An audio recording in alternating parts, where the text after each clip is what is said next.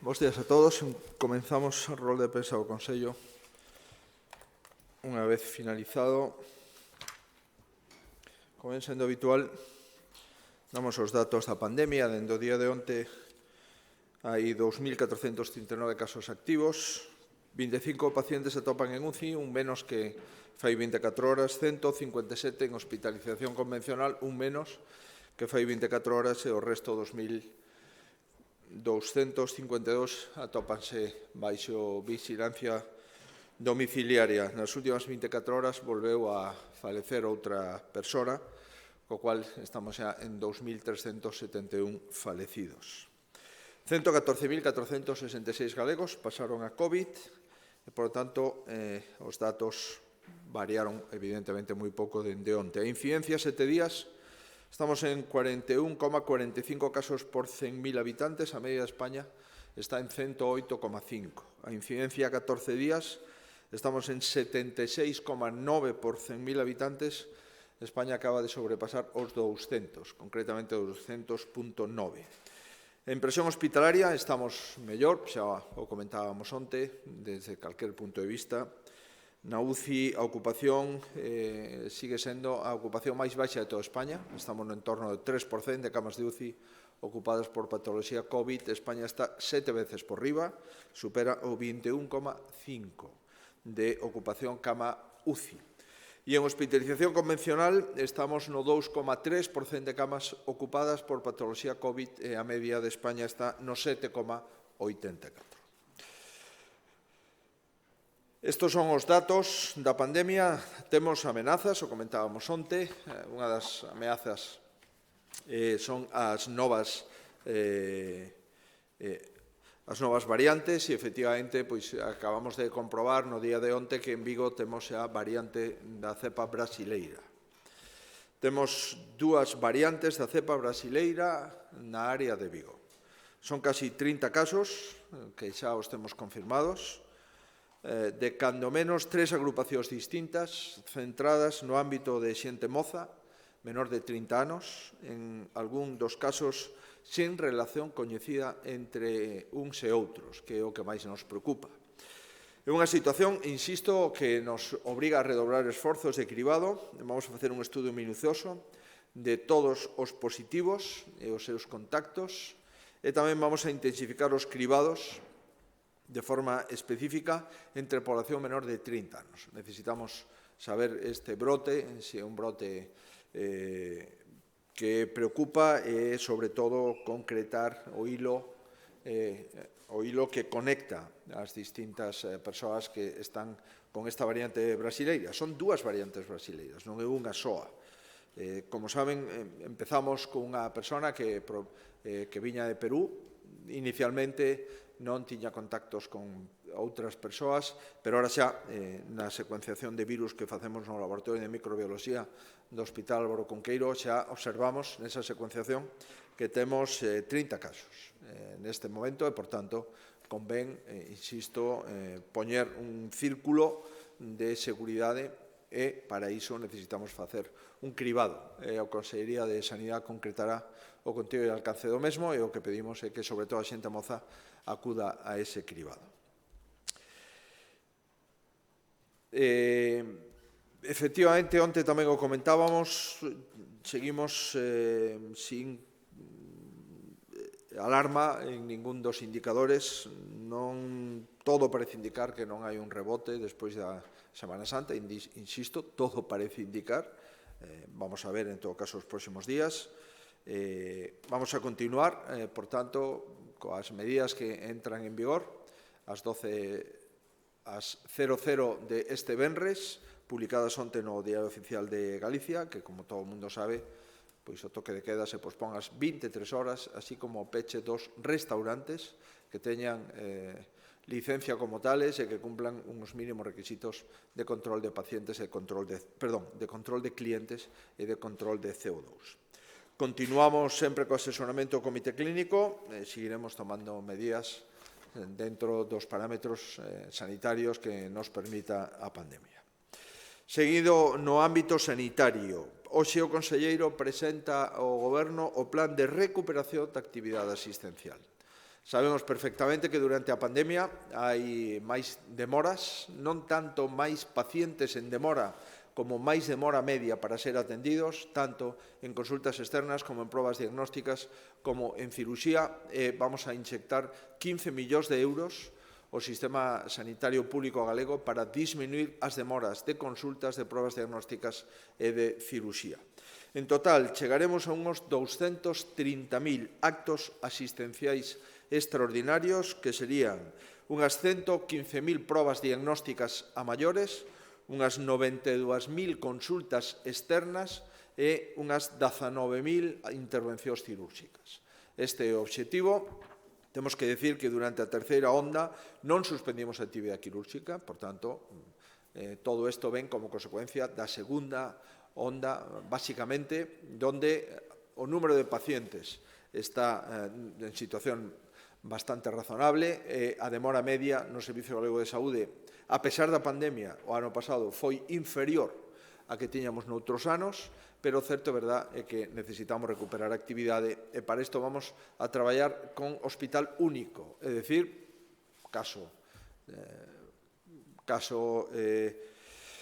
que significa hospital único, unha resonancia nuclear magnética feita nun hospital comarcal pode ser interpretada por un radiólogo de calquer hospital do Servicio Galego de Saúde. Por tanto, o que vamos a intentar é poñer toda a infraestructura hospitalaria a favor dos pacientes con independencia do lugar onde se atope o paciente. Por tanto, 15 millóns de euros, 230.000 pacientes que van a ver disminuída a súa demora. Espero que nos próximos días o conselleiro xa concrete máis polo miúdo o plan que presentou hoxe o Consello por un valor de 15 millóns de euros. Seguimos no ámbito sanitario, no ámbito da pandemia. Vamos a investir casi 1 millón de euros máis para máis equipamento, máis limpeza, máis informática, máis instalacións, máis esterilizadores de vapor, en definitiva, todo aquel instrumental e material que necesitamos para paliar os efectos da COVID. Deste 991.000 euros, 900.000 se van para a área coruñesa e o resto para a área de Pontevedra o Salnés. Seguimos intentando disminuir o impacto brutal que está tendo a pandemia sobre a economía. E a tal efecto, o Comité de Expertos Económicos e a Xunta de Galicia diagnosticaron como oportuno activar un novo programa financeiro. Activamos un novo programa financeiro de 30 millóns de euros para chegar a apoios financeiros ás empresas que están en situación delicada como consecuencia da crise COVID. Na liña de transformación, incidirá no impulso de internacionalización, do reforzo da competitividade a través de digitalización e innovación, mellora de procesos e produtos, desenvolvemento tecnolóxico, profesionalización de equipos directivos e reestructuración societaria. En que consiste? Vamos a formalizar operacións de entre 1 e 5 millóns de euros, xa sexa como achega de capital ou de préstamo participativo. Tanto, en función das solicitudes, miraremos cales son os parámetros axeitados, poderemos participar momentáneamente en capital ou poderemos facer un préstamo participativo entre 1 e 5 millóns de euros por empresa. Para iso é necesario, por suposto, presentar un plan estratégico, é dicir, como vai a reorientarse a compañía para volver outra vez a equilibrar o seu funcionamento e tamén nos ofrecemos como servicio de consultoría gratuita. En definitiva, estos 30 millóns de euros se ven a sumar a un conxunto de 187 millóns de euros que aparecen no presuposto do ano 2021 para instrumentos financeiros, é dicir, para créditos, subsidiación de tipos de interés, créditos a longo prazo, créditos sin amortización durante varios anos, en definitiva, todo o paquete financeiro do presuposto Galicia fronte a COVID. Dende a pandemia, por facerlles un balance, levamos outorgados 2.500 créditos por valor de 130 millóns de euros. Son créditos de ata 200.000 euros, estamos falando de PEMES, a 7 anos de amortización, incluído 2 de carencia, e préstamos microcréditos de 20.000 euros ata 8 anos de amortización con 2 de carencia. Estos préstamos de 20.000 euros, como se pode imaginar, basicamente é hacia os autónomos. Pois ben, concedimos 130 millóns de euros, 2.500 créditos, e agora inxectamos 30 millóns de euros máis para préstamo participativo ou achega en capital. Presentamos as contas públicas 2020 pechadas, consolidadas, todos os parámetros destas contas que teñen moito que ver, por suposto, coa pandemia. É un exercicio presupuestario en plena pandemia económica. Galicia volveu a cumplir en débeda pública, en déficit público, volveu a cumplir en investimentos, en pago a proveedores. A pesares da pandemia, a Facenda Pública Autonómica, é dicir, Galicia, comunidade autónoma, sigue sendo a comunidade autónoma con máis investimento por habitante e a terceira con menos débeda por habitante de España e a primeira con menos débeda dende o ano 2008 ata o ano 2020. Por tanto, o que fixemos no ano 20 desde o punto de vista de medidas orzamentarias serían 5 grandes decisións. Vostedes foron testemunha directa das decisións que vou a referir. En primeiro lugar, no mes de marzo, a piques de iniciar o estado de alarma, o primeiro que fixemos foi acudir aos bancos ante a incertidume dos ingresos e ante a incertidume da situación económica na que nos adentrábamos.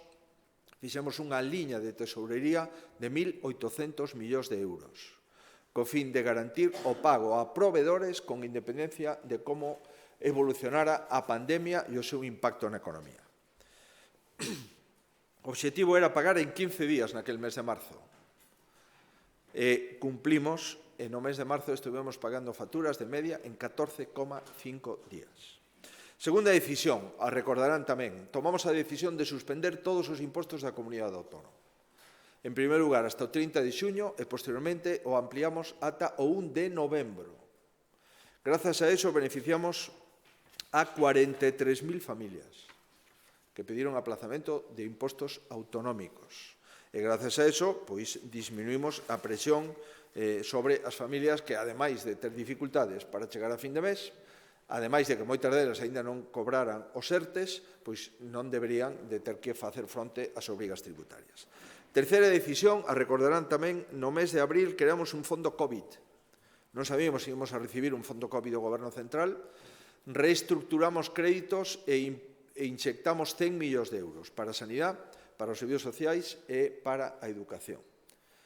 Cuarta decisión, reactivar as obras. Recordarán perfectamente que discrepamos co Goberno Central cando mandou pechar todas as obras públicas e todas as obras, incluso con algún problema da custodia dos materiais e das máquinas, que quedaban sin poder utilizar desde un domingo, cando se decreta esta decisión, e un luns que non había ninguna posibilidad de ir a traballar. Nós fixemos o contrario. Na primeira semana de abril reactivamos todos os contratos de obra e todos os contratos de servizo e todas as subvencións. Reactivamos 100 obras en números redondos. E a quinta decisión, que tamén a presentamos diante de vostedes, foi un plan de reactivación e dinamización da economía galega. Estamos falando sempre antes de coñecer que iba a facer o Goberno, dado que non teníamos todavía ningunha decisión. Aí reordenamos 1.700 millóns de euros do presuposto dos 10.000 e pico millóns da Xunta de Galicia para o ano 20, que mobilizaron outros 1.300 millóns e en total reactivamos a economía cunhos 3.000 millóns de euros. Pois ben, isto foi o que fixemos durante a pandemia. Como comprenderán, dende o mes de abril que constituímos o Comité de Expertos Económicos, todo o que fixemos foi posteriormente ou validado ou ratificado con programas similares por parte do Goberno Central. O Goberno Central non suspendeu o pago de impostos, pero si autorizou o fraccionamento dos mesmos e si inxectou ás comunidades autónomas fondos COVID-19 e tamén inxectou distintos fondos para as distintas administracións públicas. Ben, con estas 5 grandes decisións orzamentarias chegamos ao peche de exercicio 2020. A principal conclusión é, en primeiro lugar, que o gasto extraordinario pola COVID en Galicia con cargo ao presuposto autonómico ascende a 629 millóns de euros. Isto foi o que gastou de forma adicional o presuposto ordinario á comunidade autónoma para facer fronte á COVID. Concretamente, 270,3 millóns de euros sanidade, 115,8 millóns de euros educación, 70,2 millóns de euros servicios sociais e 53,7% emprego. Recordarán que unha parte do primer plan de rescate á hostelería o financiamos con presuposto do ano 2020. Pois ben, aquí están os 50 millóns de euros, 53 de emprego. Por tanto, nós gastamos 629 millóns de euros, recibimos 540 millóns de euros do Fondo COVID Goberno Central e temos un déficit de 90 millóns de euros que suplimos pois co presuposto da Comunidade Autónoma. Galicia gastou 90 millóns de euros máis do diñeiro que recibiu para xestionar a COVID no ano 2020. 629 millóns fronte a 540. Segunda idea, segunda conclusión, esforzo inversor. Nos convertimos na comunidade autónoma con máis investimento con cargo ao seu propio presuposto de España. O feito de reactivar as obras en abril e o feito de saber que a construción era un dos poucos sectores que podían manter a economía mellor que outros sectores que quedaban totalmente aniquilados polo estado de alarma, nos fixo que Galicia gastase o 13,5% do seu presuposto non financiero en obras e a media de España está no 7,2%. Por tanto, casi investimos o doble que a media das comunidades autónomas. Levamos moitos anos quedando facendo o podium primeiro, segundo, terceiro en investimentos. Este ano, 2020, somos a comunidade autónoma con máis investimentos de todas as comunidades autónomas de España. Segundo íter importante, como pagamos? A media de pagos en Galicia durante a pandemia, durante os 12 meses, foi de 18,7 días, fronte a 34,5 días da media de comunidades autónomas e fronte a 30,4 días da Administración Xeral do Estado. Por tanto, as facturas en Galicia se pagan na metade de tempo que no resto de España. Estamos falando de 14.800 proveedores, de millóns de facturas. Son 14.800 NIF. Evidentemente, un proveedor pode ter moitas facturas da Xunta de Galicia. Estamos, polo tanto, falando de 4.800 institucións, empresas, autónomos, pequenas e medianas empresas, que cobraron por debaixo dos 19 días de media. Pagamos 3.380 millóns de euros en 600.827 facturas. Acreditamos un ano máis que a Xunta é o maior comprador de bens e servicios, a Xunta, como non pode ser de outro xeito, é o maior cliente de Galicia, e, dentro do Goberno galego, temos o compromiso de ser o maior cliente de todas as administracións de España. Somos o maior cliente, pero é o que mellor paga, que tamén é unha cualidade importante no momento de ser cliente. Terceira cuestión, control de déficit e débeda pública. Galicia pechou as contas do ano 2020 cun déficit do 0,1%. Recordarán que había un déficit autorizado ata o 0,6% e un déficit referencial do 0,2%. Pois nós non agotamos, por suposto, nin o máximo, nin o referencial, senón que nos quedamos na metade. A Xunta gastou 62 millóns de euros máis co seu presuposto. De acordo coa información do Estado, o Estado solamente admite que gastamos 45 millóns de euros máis, pero como intentamos ser honestos, pois podíamos decir 45, a nós non salen 62. Bueno, en todo caso estamos falando de unha décima de déficit, sabendo que tiñamos o doble de déficit autorizado, incluso de chegar ao 0,6. Pero gastamos 90 millóns de euros máis do que recibimos para a COVID, máis de 30 millóns o enxugamos con presuposto propio, pero 60 foi o déficit deste ano, insisto, que é unha décima de déficit e, por lo tanto, cumprimento das reglas de déficit público do Goberno Central. E en canto a débeda, Galicia pechou o ano 2020 cun diferencial de débeda sobre a media de comunidades autónomas de 7,2 puntos por debaixo en termos de PIB. Somos a terceira comunidade autónoma de España de réximen común con menor débeda pública. Despois de Canarias, Andalucía, Galicia. Un galego debe de media 2.160 euros menos que o resto dos españois. E temos, en términos de ratio sobre PIB, un 19,9% de débeda e a media de España está no 27,1%. Por tanto, seguimos sendo a comunidade autónoma con menor incremento de débeda pública dende o ano 2008 ao ano 2020. Conforme ao Banco de España, a débeda de Galicia é do 3,8% do total de España, sendo Galicia, en términos de PIB, un 5,3-5,4% do PIB español e, en términos de población, un 5,6% de población. Por tanto, tendo un 5,6% de población, temos un 3,8% de débeda, o cual volvemos a acreditar, a pesares da pandemia, e a pesar de ser unha comunidade que non gasta porque pecha o investimento, senón unha comunidade que abre o investimento a tope das súas posibilidades e que paga no menor prazo posible, a comunidade con menos incremento de débeda pública nos últimos 12 anos.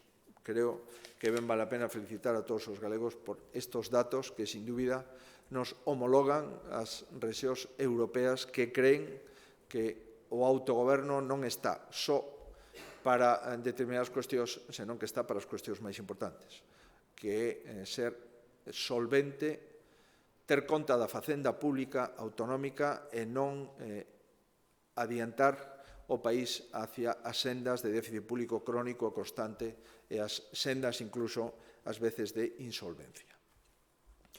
Tamén damos conta da suspensión de pago de impostos, como refería anteriormente. A principal conclusión é que un de cada 5 contribuintes pospuxeron o pago de impostos, xa sexa a 30 de xuño ou a 1 de novembro, que era o autorizado.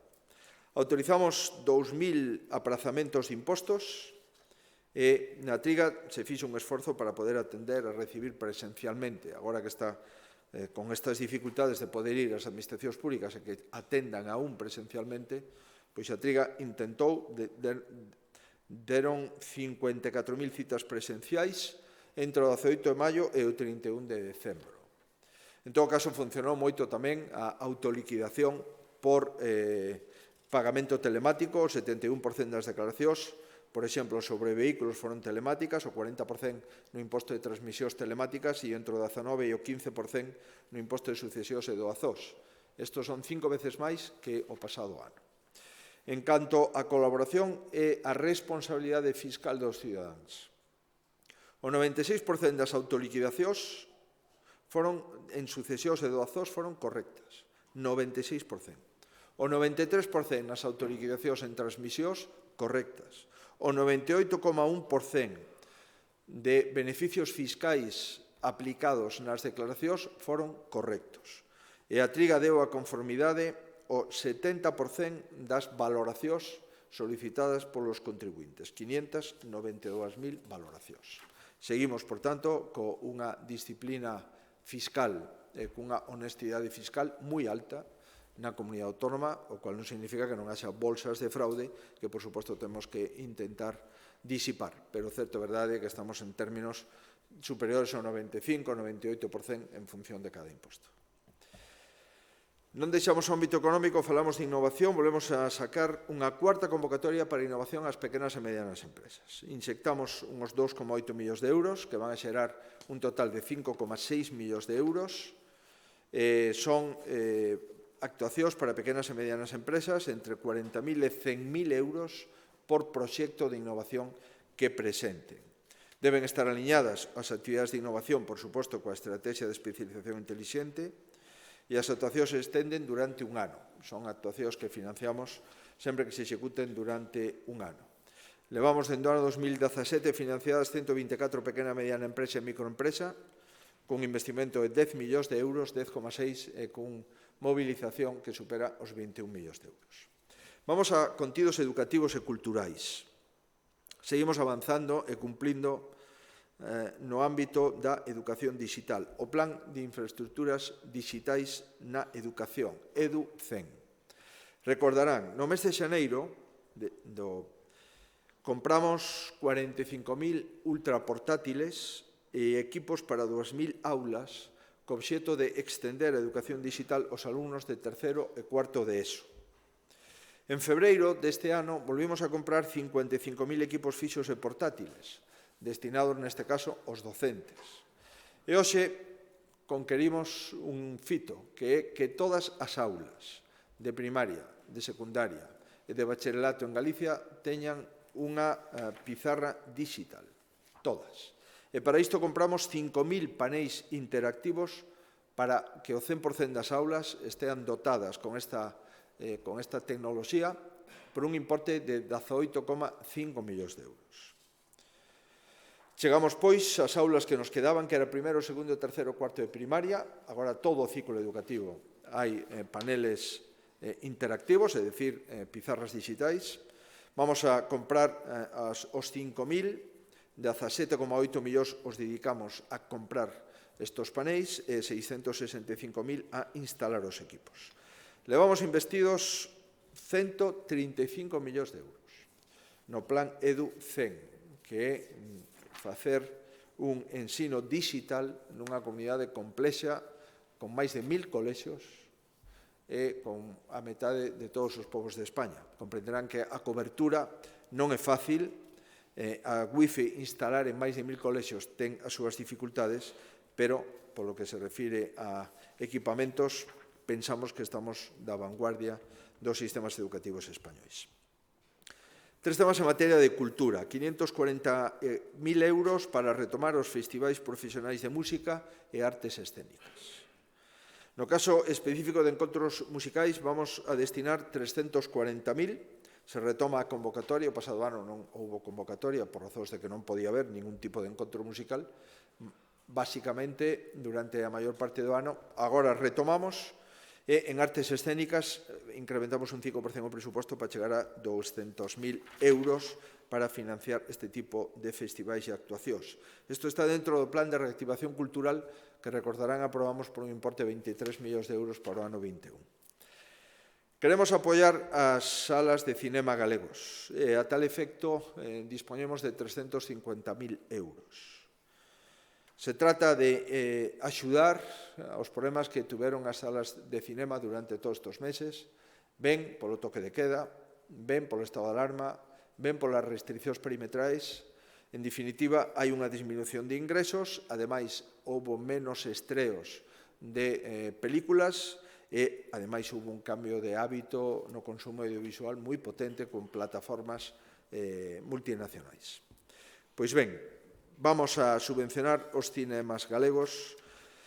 Operan en Galicia 12 empresas exhibidoras de cinema que dan emprego directo a 250 personas. Das 12, 10 son galegas e 2 son de ámbito estatal. 10 galegas teñen 31 cines e 114 pantallas, e depois hai 2 restantes ata completar as 12 empresas. 10 galegas, 2 estatais, 31 cines, 114 pantallas. Que van a cobrar? Cines de 1 a 3 pantallas, 9.000 euros, de 4 a 6 pantallas, 11.000 euros, e de máis de 7 pantallas, 13.000 euros. Si están en localidades de menos de 25.000 habitantes, 1.000 euros máis.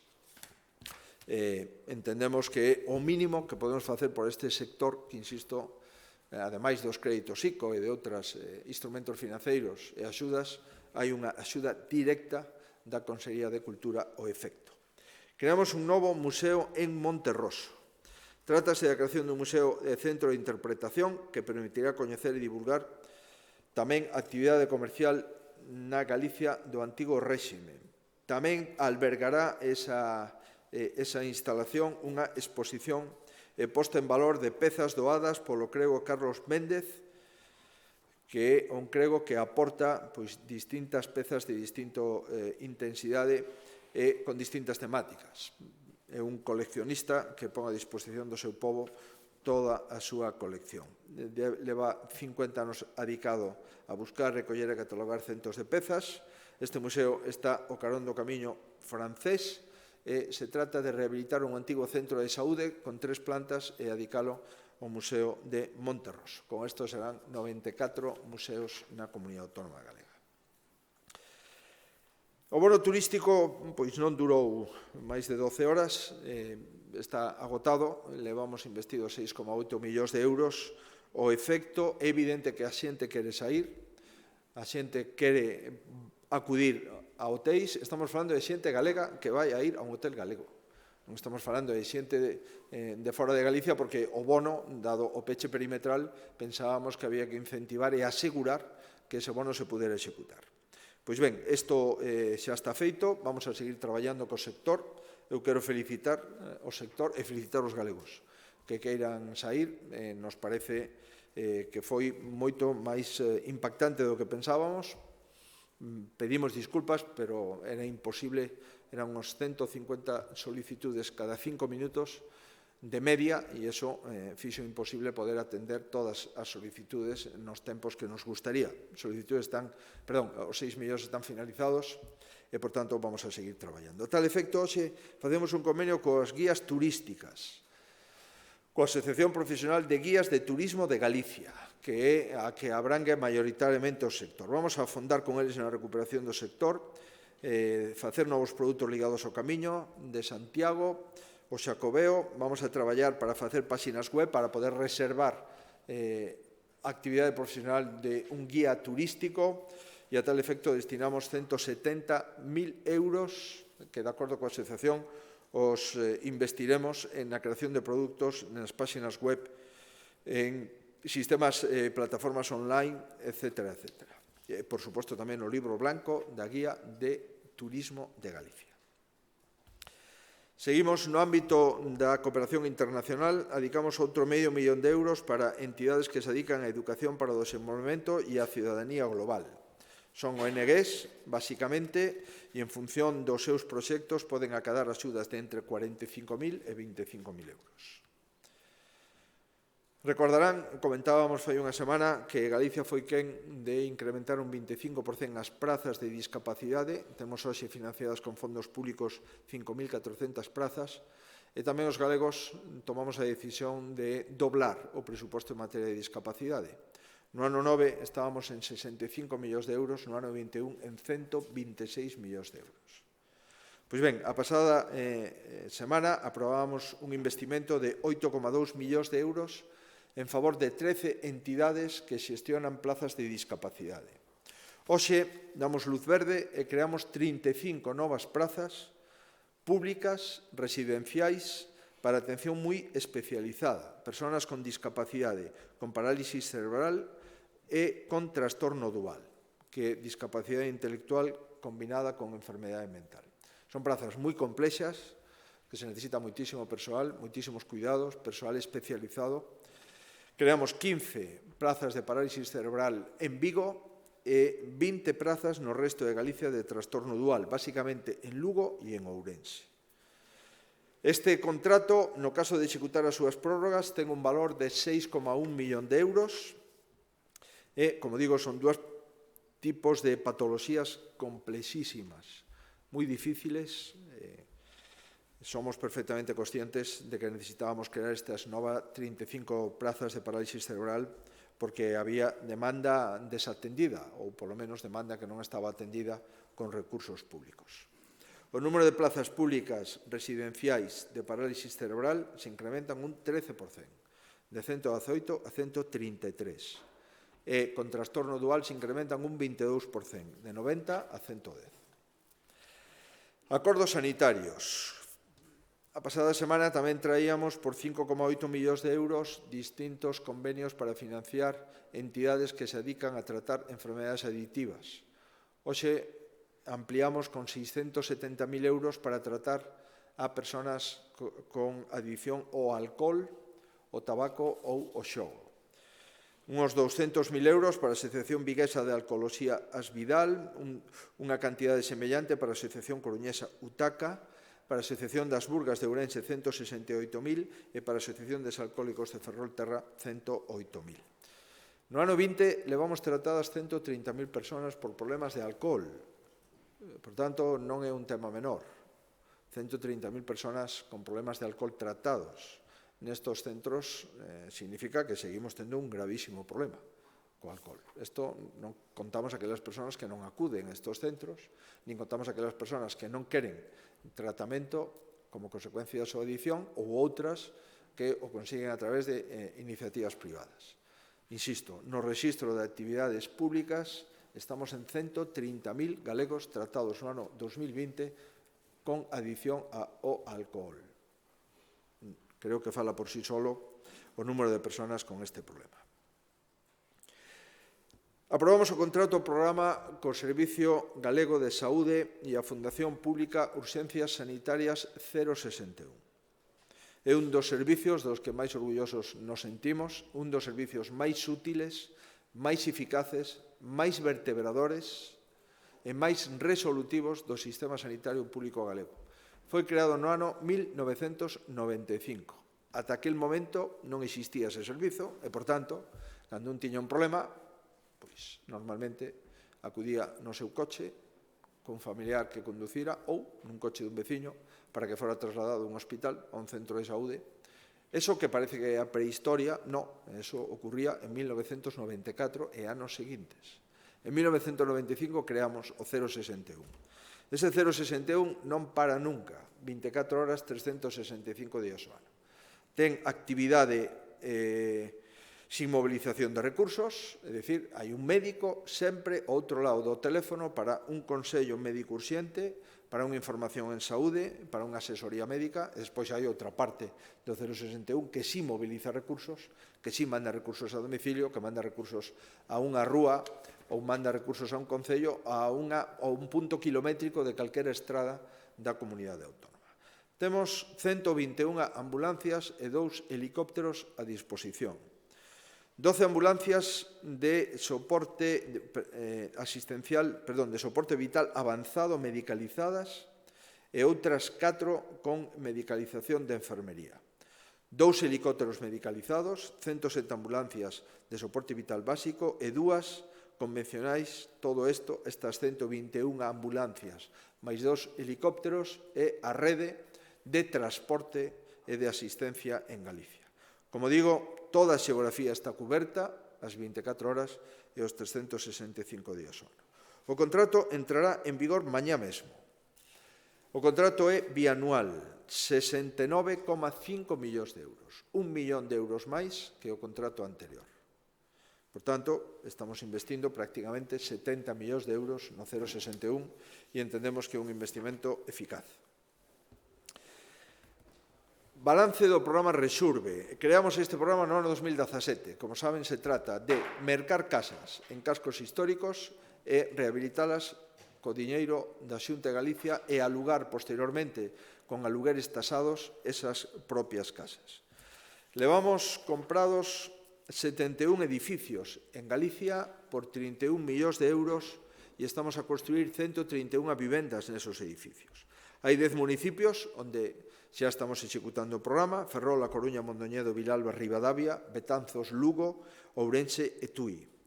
Nestos concellos, a día de hoxe, finalizamos xa a rehabilitación integral de 15 edificios e entregamos 26 vivendas. 9 en Lugo, 8 en Betanzos, 5 en Ourense, 2 en Mondoñedo e 2 en Ferrol. E temos en propiedade 61 inmobles para totalizar os 76 que acabo de referir, no que vamos neste momento a rehabilitar. Decidimos dedicar 1,5 millón de euros máis a mercar casas en 3 localidades: na Coruña, en Ribadavia e en Tui. Na Coruña 1 millón de euros, en Ribadavia 1,25 millón e en Tui outro 1,25 millón. Os criterios: ata o 9 de xuño as persoas que vivan ou que sexan propietarias de casas nos cascos históricos de estes 3 concellos poden ofrecer á Xunta de Galicia a súa compra. Queremos que os concellos ir máis rápido, nos gustaría que fora así. Hai moitísimas casas en ruína nos cascos históricos, os concellos deberían declaralas como tal e coa lei de rehabilitación se poden expropiar polo valor catastral.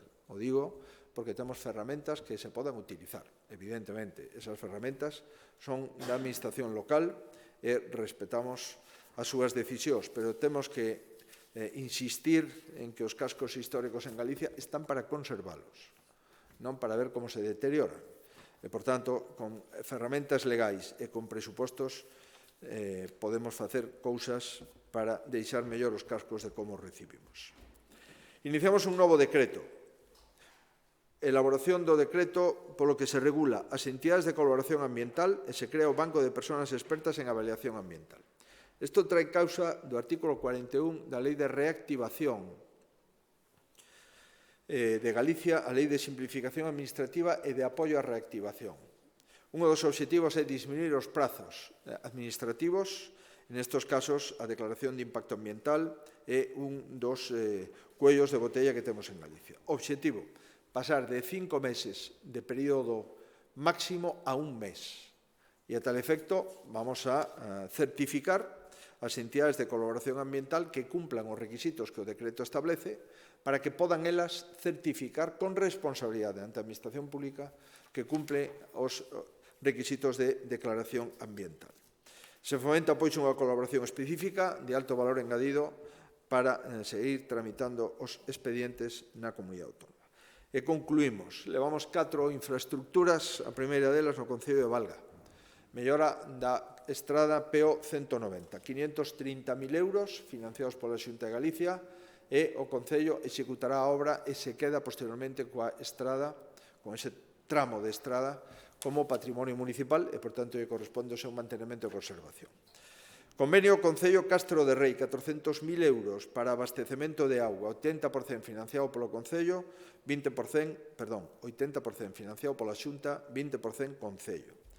Son 400.000 euros que plazo de execución 6 meses, o vamos a financiar en parte co programa RIAT e estamos en disposición de licitar as obras en canto teñamos a documentación municipal. Se trata de proseguir unha obra que xa temos licitada de 630.000 euros, por tanto estamos falando de 1 millón de euros, para darlle máis presión de auga ao polígono industrial de Castro de Ribeiras de Lea e tamén as parroquias que circunvalan o polígono. Outro acordo en abastecemento, neste caso saneamento, Concello de Mos, parroquia de Pereira, 430.000 euros. O Concello financia o 75% da actuación e nós o resto. É unha actuación, polo que se ve, amplia, 430.000 euros, é o que hoxe traemos para un prazo de execución de 4 meses dar saneamento axeitado a unhas 300 persoas aproximadamente que viven en distintos lugares do municipio de Mos. Transferimos unha rúa ao Concello de Ourense, a Rúa Concordia. Isto está dentro do compromiso de financiar o 100% a Rúa Marcelo Macías, con presuposto da Xunta de Galicia, e a cambio o Concello de Ourense asume a titularidade da Rúa Concordia, que era titularidade da Xunta de Galicia. O Concello financiará o 100% da actuación da Rúa Concordia a cambio de que a Xunta financia o 100% da actuación da Rúa Marcelo Macías, que está en obras e que esperamos poder entregar próximamente. E, por último, aprobamos 4 becas para facer prácticas de formación profesional de acuicultura no Instituto Galego de Formación e Acuicultura IGAFA, que, como saben, está situado na illa de Arousa. Se trata de estadías de 2 anos para 4 persoas e destinamos 93.000 euros. Poden participar os titulados en cultivos acuícolas, titulados superiores en producción acuícola, titulados superiores en acuicultura ou técnico medio de operación de cultivo acuícola. O plazo de presentación será a partir da súa publicación de forma inmediata nos próximos días no Diario Oficial de Galicia. Mais nada, ata aquí o Consello da Xunta. E quedo a súa disposición por se houber algún comentario ou pregunta. Grazas.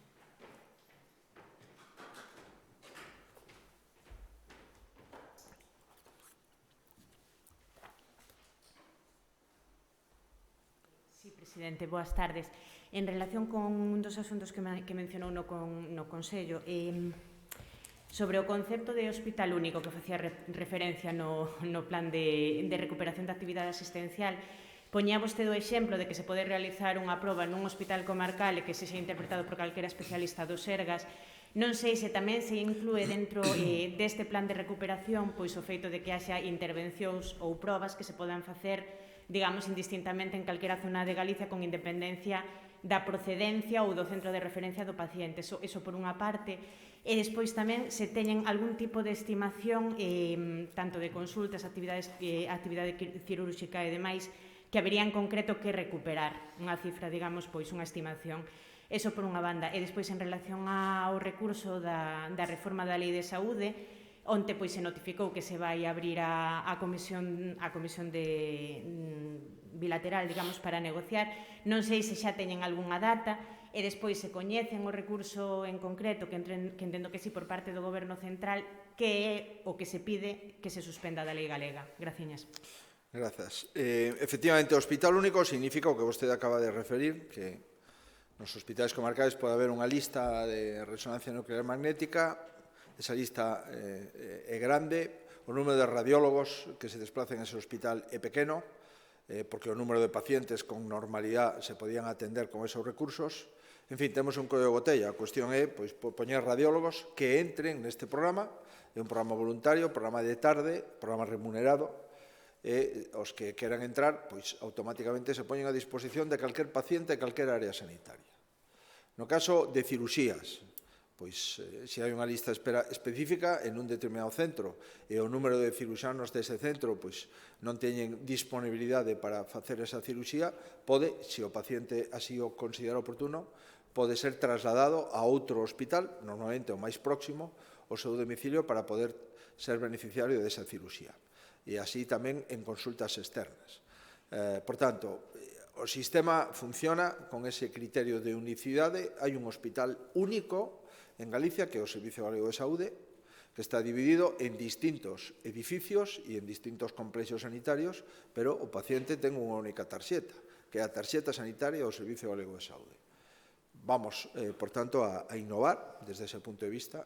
Seguro que os casos van a ser menores, porque o número normal de pacientes que vamos a atender, esos 230.000, básicamente serán pacientes que se atendan na propia área sanitaria, pero abrimos a posibilidade para non, digamos, discriminar a pacientes de hospitais comarcais que sempre teñen máis dificultades por a escaseza en algunhas especialidades.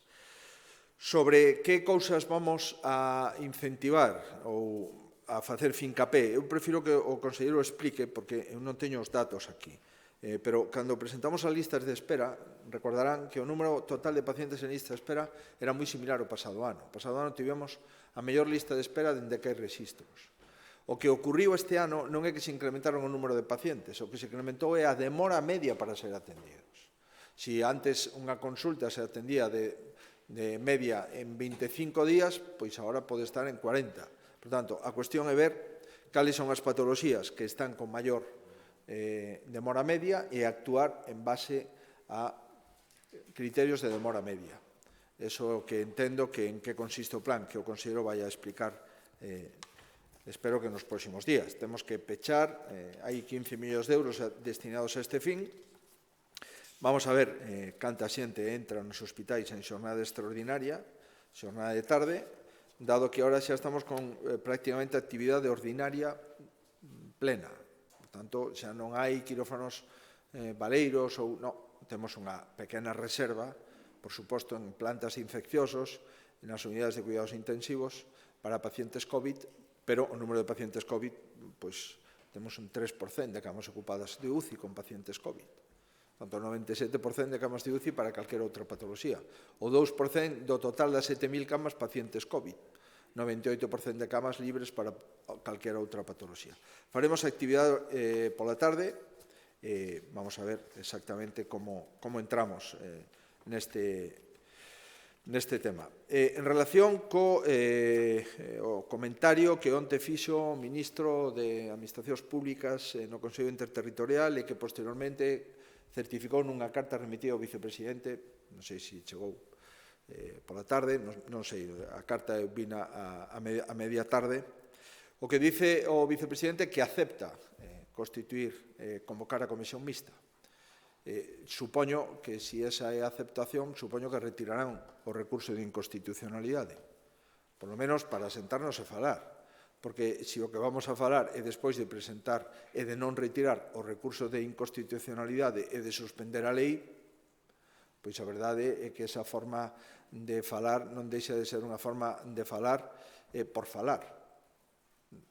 O lóxico, insisto, é que se realmente nunha situación de pandemia unha comunidade autónoma dicta unha lei tipificando conductas e concretando ferramentas para poder abordar a unha persona cuarentenada que incumple a cuarentena. Que facemos ante ese suposto?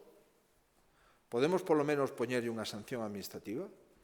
Dado que non podemos afectar o seu dereito fundamental de obligalo a manter no domicilio sin unha resolución judicial, polo menos poderemos facer unha sanción pecuniaria. Do mesmo xeito que un guardia civil de tráfico pode meter unha multa a un señor por exceso de velocidade e non o pode meter na cadea porque se corresponde ao xuiz, nós poderemos ser os que xestionamos os tráficos da pandemia, digo eu. Por tanto, espero de xeito que sexa realmente unha comisión para desactivar ese recurso de inconstitucionalidade e falalo. Se chegamos a un acordo, pois non habría recursos de inconstitucionalidade e se non chegamos a un acordo, pois comprendo que se o Goberno Central prosigue no seu interese, pois o podería poñer. Ahora ben, se esa comisión consiste en falar por falar despois de presentar o recurso de inconstitucionalidade e de suspender a lei, comprenderá que nunca nos vamos a negar a falar co noso Goberno Central, pero xa non é o que todos interpretamos que é, vamos a falar. Hai 6 meses para presentar un recurso de inconstitucionalidade, 6 meses. Está en plazo o Goberno de España e lle sobra prazo para valorar a presentación dese recurso e o que pedimos dende Galicia é non presente vostede o recurso antes de falar. Vamos a ver se consiste neso ou, pola contra, o que consiste é presentar o recurso, suspender a lei e despois falar. Comprenderá que eso non era o pretendido inicialmente.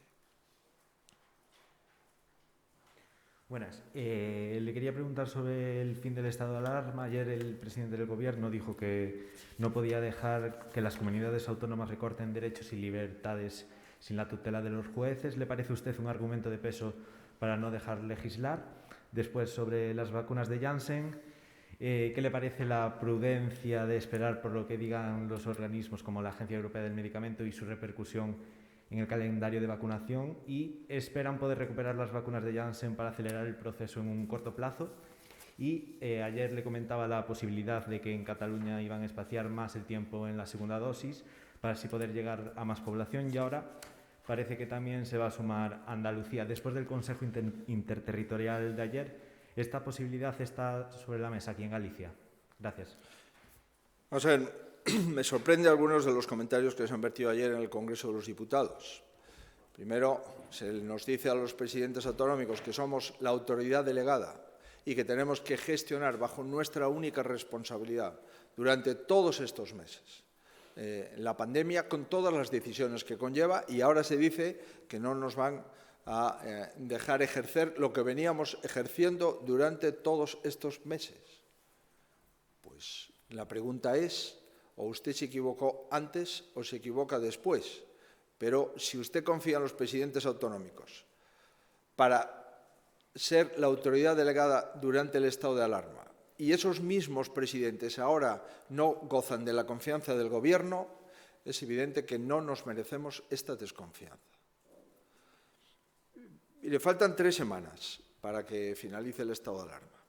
El Gobierno central no tiene ningún instrumento jurídico nuevo para gestionar la pandemia y no se ha preocupado ni siquiera para sentar a las comunidades autónomas en una conferencia de presidentes y coordinar qué podemos hacer y cómo podemos hacer para seguir gestionando la pandemia después de mayo, durante ese mes y el siguiente y el siguiente y el siguiente, hasta que a final de año tengamos una situación más segura. Han tenido un año largo y estamos en la misma situación.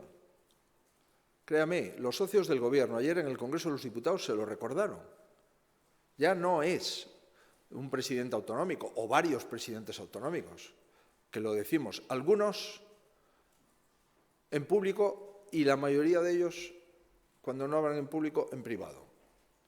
Ya es los socios y el Congreso de los Diputados. Pero, en fin, estamos exactamente igual que hace un año largo a efectos de la gestión de la pandemia desde el punto de vista legal.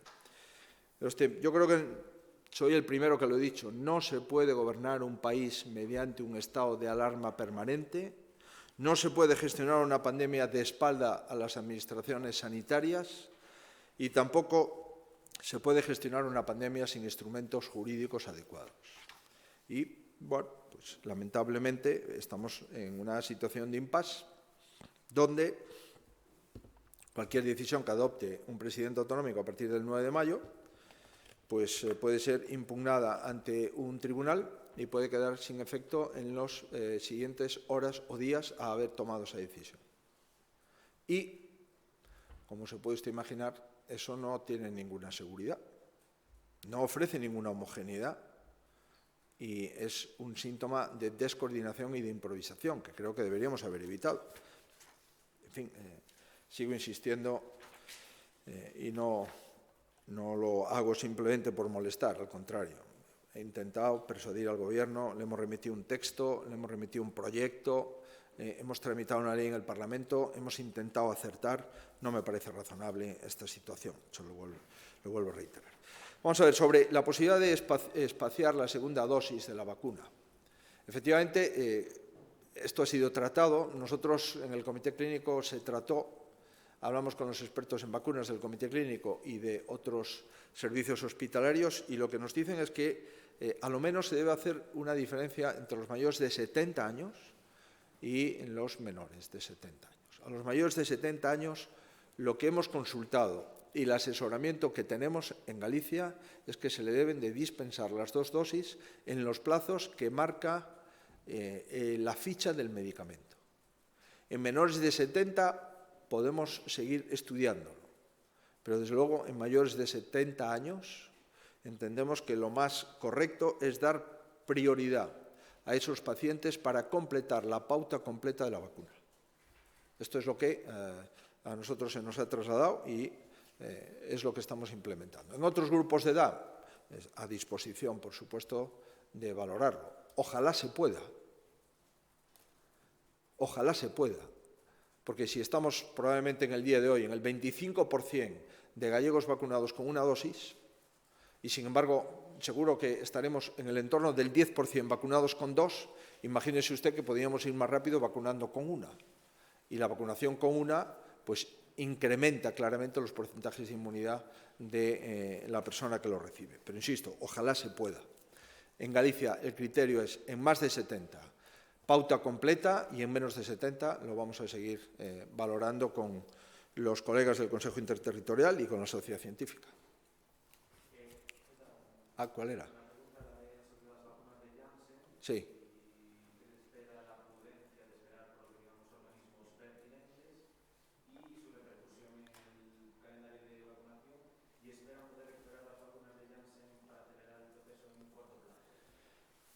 Mire, estamos bajo la dirección de la Agencia Europea del Medicamento. Ningún presidente autonómico puede dispensar una vacuna de Janssen sin autorización.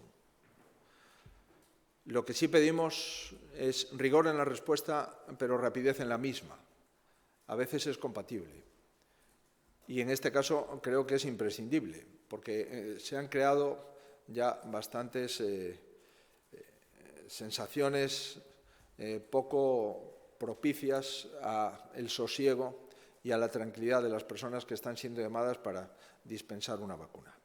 Lo que ayer se nos ha dicho en el Consejo Interterritorial es que hay un acuerdo con Pfizer para que en el segundo cuatrimestre de este año Pfizer se comprometa a mandar a los estados tantas vacunas como las que tenían previsto adquirir a Janssen.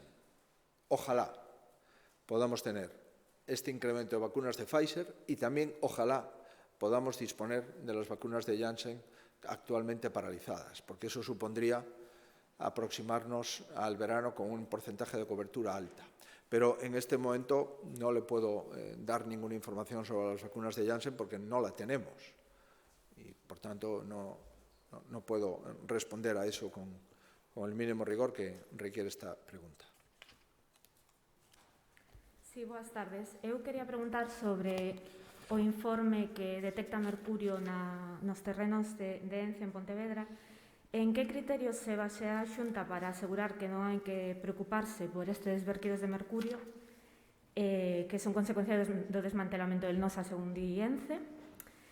Quería preguntar se ten a súa administración medidores propios na zona para facer un seguimento e asegurarse de que ese mercurio non chega a ría, como a advertencia que pode estar pasando, e por que a Xunta non aceptou as alegacións do plan de descontaminación feitas pola Plataforma en Defensa da Ría. Por outra parte, quería preguntar tamén se a Xunta ten intención de impulsar algunha medida para corrixir actitudes machistas na TVG. Gracias. Miren, os criterios son os criterios dos técnicos de Medio Ambiente e a Consellería de Medio Ambiente. A Xunta non ten criterio como órgano de goberno. A Xunta ten criterio como administración pública. E a administración pública o criterio o forman os técnicos de Medio Ambiente da referida Consellería. Os primeiros resultados, de acordo con estes informes dos técnicos de Medio Ambiente, indican que os parámetros dos elementos atopados non superan os límites establecidos pola normativa aplicable. Non obstante, polo que se me dice, se requeriu nova información e ampliación de información a ENCE.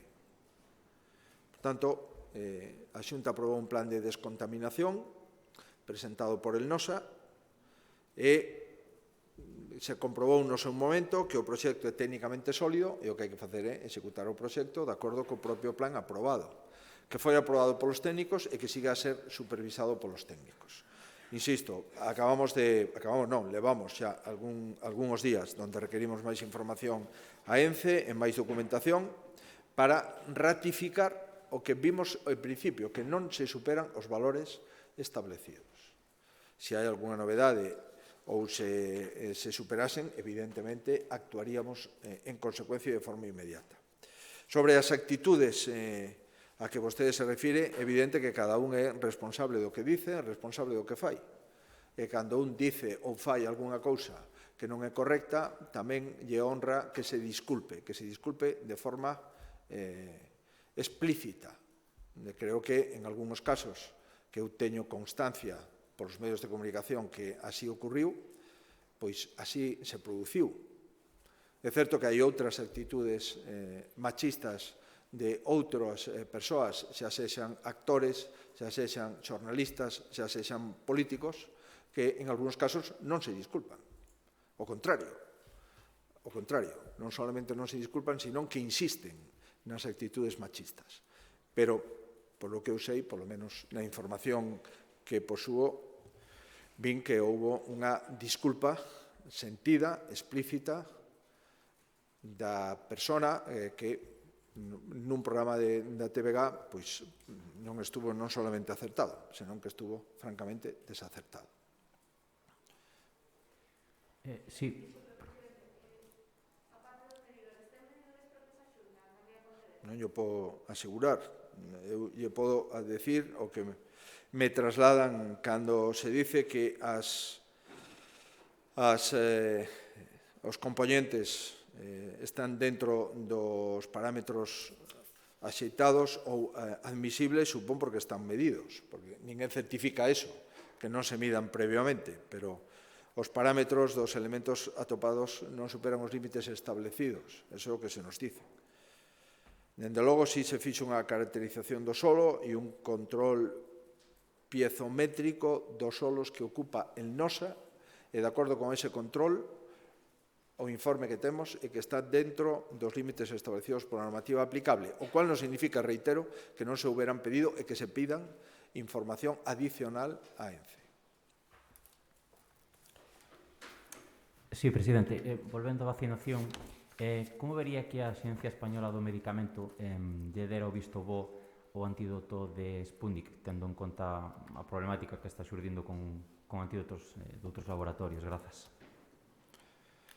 Creo que isto me preguntou algún colega fai uns días. Eu sigo dicindo que en Europa non sobran vacinas, faltan. Evidente. Hai países do mundo cunha renta per cápita inferior á media da Unión Europea que van máis adiantados en vacinas que Europa. Hai algún ex-membro da Unión Europea, como o Reino Unido, que vai máis adiantado que nós.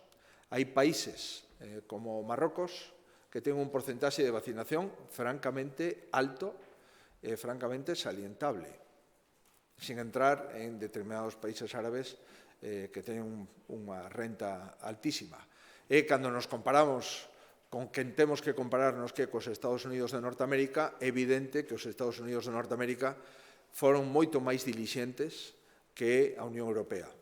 Probablemente porque os laboratorios, boa parte deles residen ali, e probablemente porque o goberno americano tivo un maior acerto na planificación e na compra.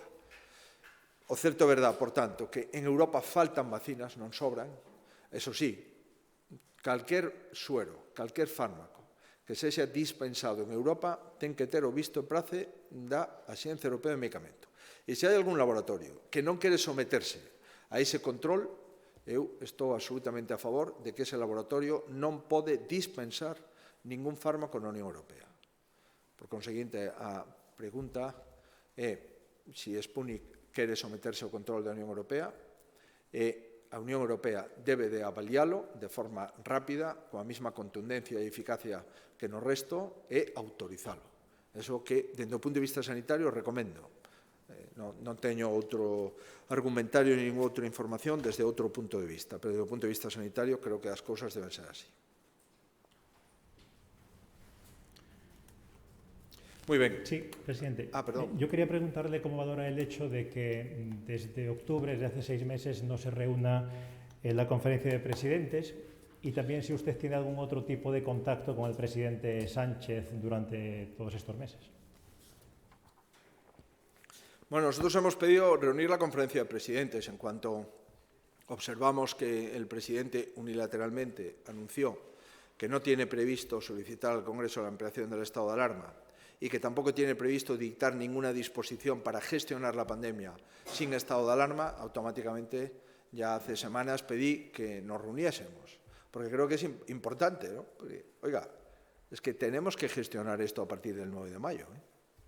Y el 9 de mayo va a seguir habiendo contagios, va a seguir habiendo incidencias a 7 días, a 14 días, camas ocupadas por UCI, camas en hospitalización y muertos. Y parece razonable que no podemos pasar de reunirnos cada 7 días a no reunirnos después de 6 o 7 meses. Es evidente que el Consejo Interterritorial hace su trabajo, pero en el Consejo Interterritorial no estamos los presidentes autonómicos. El Consejo Interterritorial tiene sus competencias, pero las competencias de la gestión del Estado le corresponden al presidente del Gobierno central y a los presidentes autonómicos, porque ambos representamos al Estado. Y esto es una cuestión de Estado. No creo que sea mucho pedir reunirse y hablar, porque sin hablar hay pocas posibilidades de solucionar las cosas que requieren una pensada. Y este asunto requiere una pensada. Yo se lo vuelvo a reiterar, no tengo ningún interés en dar la lata a nadie, pero, hombre, después de 1 año y medio gestionando una pandemia, creo que no sería malo el ver cómo vamos a gestionar sin nada. Sería bueno. Creo que es importante, ¿no? Sí, buenos días. Quería preguntar en relación, destacaba hoxe os datos de Galicia na evolución da pandemia, están por debaixo bastante da media española, sin embargo hai unha serie de comunidades, entre elas e sobre todo Madrid, que están os casos disparados. Quería preguntarlle se cree que en Galicia se fixeron mellor as cousas que en Madrid. E despois, unha segunda pregunta era en relación ao que aprobaron hoxe no Consello da Xunta sobre que se reducen os prazos de impacto ambiental de 5 a 1 mes. Quero saber se cree que vostede que nun mes se poden realizar impactos ambientais realmente importantes con obras que moven miles e miles de toneladas a veces de terra. Gracias. Seguro que me expliquei mal. O que quero decir é que temos un mes para emitir o informe, non para a totalidade do procedimento. En algúns expedientes de impacto ambiental só a información pública é de un mes. Por tanto, o que vamos a intentar é reducir o informe da Administración Autonómica. Hai moitos países do mundo onde se crean entidades certificadoras.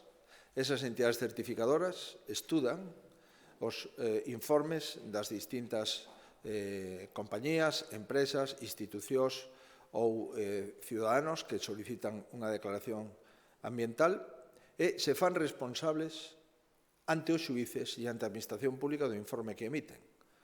Isto ocorre moitísimo, por exemplo, en Portugal. Cando un pregunta por que Portugal é capaz de ter menos burocracia que Galicia, pois unha das razóns é porque ten moitas entidades certificadoras. Por que a cidade de Porto pode dar unha licencia nun prazo medio de 4 días? Eso en Galicia parece ciencia ficción. Eso está ocurrindo a 120 kilómetros de Vigo. Na segunda cidade de Portugal, unha cidade que ten máis habitantes que calquera outra cidade de Galicia, o que se refire Porto e o seu interland con Gaia. Por qué? Pois porque ten un convenio co Colexio de Enxeñeiros que visan todas as solicitudes de licencia de obra que se presentan no termo municipal de Porto. O consideran entidade certificadora. A min gustaríame, por suposto, que en Galicia podéramos dar as licencias nunha semana. Sería fantástico, desde o punto de vista económico, desde o punto de vista social, desde o punto de vista do emprego. Sería fantástico, sin dúbida. Todos os millóns de euros que están embalsados nos servicios de urbanismo dos concellos galegos, se alguén fixera a conta, probablemente nos botaríamos a man á cabeza de como é posible que a xente que queira mellorar a súa casa, mellorar o edificio, meter un ascensor, mellorar unha fachada, mellorar un tellado ou construir nun solar, pois que teñan meses e meses para a resposta. Tamén yo aplico a Xunta de Galicia. E, por tanto, tamén a Xunta de Galicia ten que mellorar e este é un objetivo de mellora que vai plasmado na Lei de Reactivación e Simplificación Administrativa. Cada comunidade autónoma xestiona a pandemia como considera oportuno. Non é o mesmo xestionar unha pandemia cunha densidade de población baixa que unha densidade de población alta. Non é o mesmo xestionar unha pandemia cun aeroporto internacional con líneas conectadas a todas as grandes capitais do mundo que xestionar unha pandemia cun aeroporto nacional, non internacional ou internacional só cunha ou dúas liñas. Non é o mesmo, por tanto, unha comunidade que outra. Non é o mesmo a porcentaxe de inmunización que ten unha población que sufriu unha primeira e segunda onda cunhas enormes contagios de outra comunidade que preservamos a población e que os contagios foron menores. O porcentaxe de inmunidade de Madrid, según os datos do Ministerio de Sanidade, está en inmunidade natural, é dicir, persoas que pasaron a enfermedade, está entre un 18 e un 20%. A porcentaxe de inmunidade natural en Galicia está nun 4%.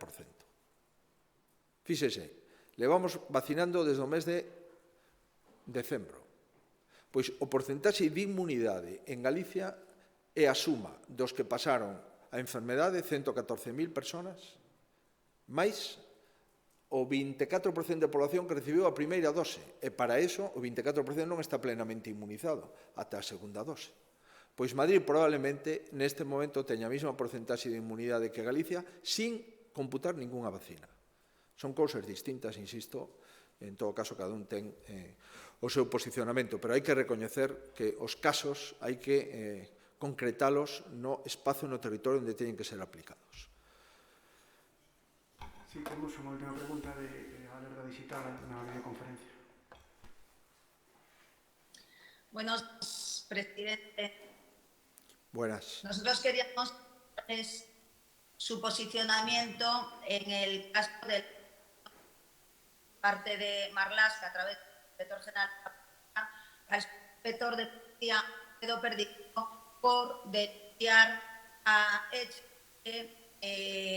como agitador de las calles Rojas. En consecuencia de todo mi apoyo a los antifascistas, en el caso de consecuencia de eso se quedó media España. ¿Cuál es su posición en cuanto a la persecución política que está sufriendo tanto este subinspector Perdiguero como el caso de las de seguridad del Estado por parte del ministro Marcat? Sí, non se entende moi ben que antes se pasou por escrito. Refírese á posición, ao posicionamento do presidente da Xunta respecto a que ela considera persecución por parte de Marlaska a distintos cargos policiais en a Garda Civil, como Pérez de los Cobos e algún outro, a raíz de declaracións públicas que teñen feito.